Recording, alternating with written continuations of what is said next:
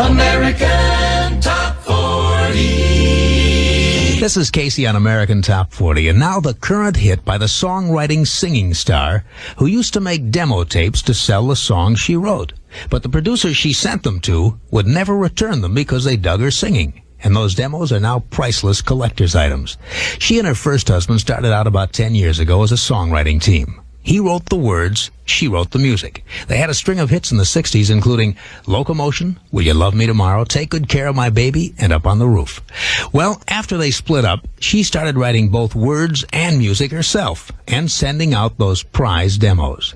And new things happened in her life. For one, she married bass player Charles Larkey. And for another, she became one of the top performing artists in the business. Her current smash is number 13 this week. Here's Carole King, Sweet Seasons.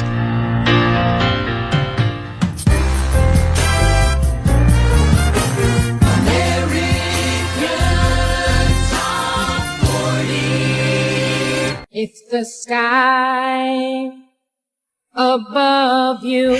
Now, I have the latest hit by the singer-songwriter who made it possible for her babysitter to get a number one record 9 years before she was able to do it herself.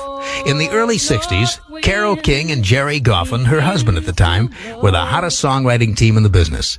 Their string of hits included 3 number ones, Go Away Little Girl, Will You Love Me Tomorrow, and Take Good Care of My Baby.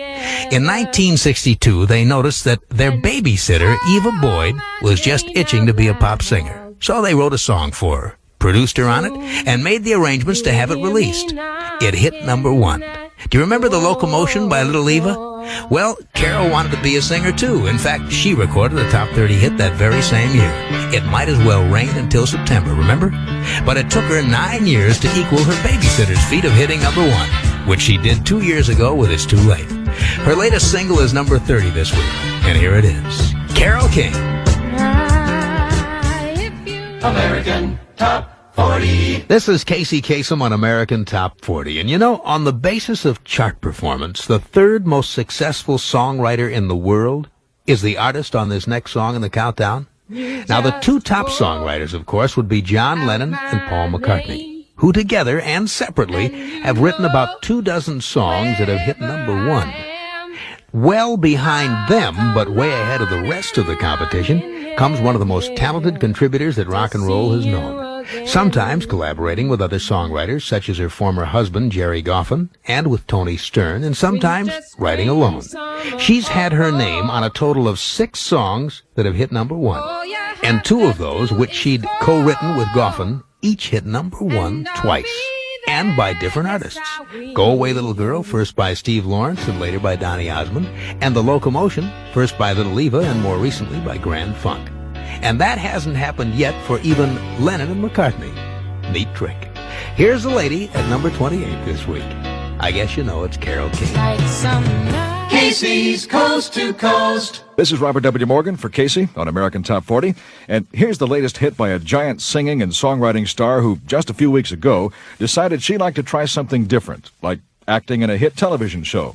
So she got in touch with the Mary Tyler Moore Show and told them she was available just in case there was some bit part coming up that she'd be right for.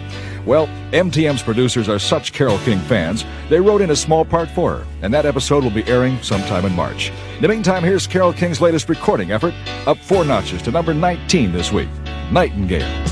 Casey's Coast to Coast. Well, we just heard a hit record by a man who grew up in Brooklyn, New York. Here's a woman who grew up in Brooklyn, New York. And they're back-to-back in the countdown. What's strange about that? They used to date each other at James Madison High School. Neil Sedaka and Carole King. Like some night bird. American Top 40. This is Casey Kasem in Hollywood, and it's time now for the current hit by the most successful female songwriter of the rock era. She began writing back in the late 50s with her partner and first husband, Jerry Goffin. And together they wrote dozens of hit songs for many artists, including 4 that went all the way to number 1. Then they split up, both as a songwriting team and as a husband and wife. The lady went on writing with new partners, and she began recording some of that material herself. And in 1971, she had her first number 1 record as a singer. The double-sided smash, It's Too Late, and I Feel the Earth Move. 2 weeks later, James Taylor took another one of her songs to the top of the chart, and that was You've Got a Friend. Altogether, she's written 88 chart hits, including 6 that went all the way to number 1, which makes Carole King the undisputed queen of the female songwriters. This week, she's up to number 36 with her latest. It's Only Love Is Real. As I bask in the glow of a just lit fire.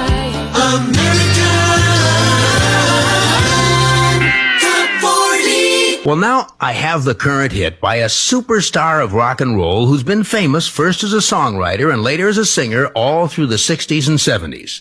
But you know, the first time the public heard her name was when her boyfriend at the time called her by name and sang about her in his first top 10 hit. Carole King and Neil Sedaka were high school sweethearts in Brooklyn, as the story goes. And after graduation, Neil got his foot in the door of the record business with a top 20 hit called The Diary in 1958. Then a year later, he hit the top 10 for the first time with a song that he'd written about Carole, called Oh Carole. And that established Neil Sedaka. Well, Carole's try at an answer song called O'Neill never made the charts. But her songwriting soon caught on, and her career was launched too. That was 17 years ago. Carole King's current hit moves up 2 notches this week in American Top 40 to number 32. Hard Rock Cafe. Downtown anywhere, USA. American Top 40. This is Casey on American Top 40 in Hollywood, and now we're up to the latest hit by a superstar who once tried to keep his classmate Carole King from quitting college. In the early 60s, he and Carole were students at Queens College in New York City, and this is how the artist remembers those days. He says, I used to dance with Carole King. We both wrote songs and even got into doing demos together, me on guitar and bass, and she on piano and drums. She wanted to quit college and become a songwriter. I said, don't, you'll ruin your career. And she quit and had 10 hits that year. Well, the man who gave Carole King that piece of advice she didn't follow thought it was pretty funny the way it turned out. But he stayed in college and got his degree. And then he went on to his own career to become one of the most respected songwriters and popular performers of the past 12 years. Just don't take his advice. Casey's Coast to Coast.